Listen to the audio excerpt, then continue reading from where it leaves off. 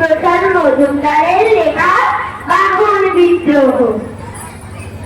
শিবকে ডেকে দুর্গা দেবী বলেন থেকে জোরে, শোনো এবার মাঠে আমি যাবই রঙের চড়ে। কার্তিক বলে, আমি যাব মা চড়ে হিরো হন্ডা। দুর্গা বললে, তা তো যাবি, তুই যে পাকা কন্যা। গণেশ বলে, আমি যাব মা লাল মারুতি চেপে। দুর্গা বললে, যাওয়ার আগে কুড়িটা নেবে। লক্ষ্মী বলে, আমি যেতে চাই হেলিকপ্টার চড়ে। রাস্তাঘাটের ভিড় থেকে খুব মাথা আমার ঘোরে। সরস্বতী বলে, যেতে চাই সাবমেরিন চেপে।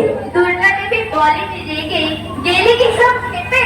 শিব বলে, বাইনা সবার শুনলাম সাত কাগজ, কিন্তু কোথায় গেল তোমাদের জীবন্ত সব বাহন? কোথায় গেল সিংহ, ইঁদুর, ময়ূর, বেটা, হাঁস? বাবা গজানন আসল খবর তাও তো করেই যায়।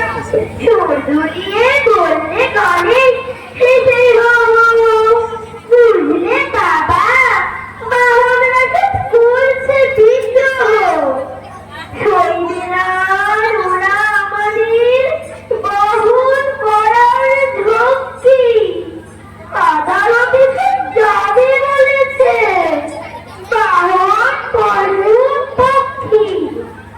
মামলা করার হুমকিও নয়, দিচ্ছে অবিরত।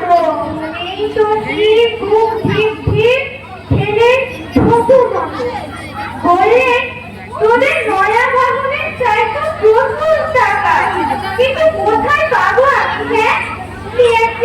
থাকা তাই বলি শোন, বলে তু পর্ব এগিয়ে যায়।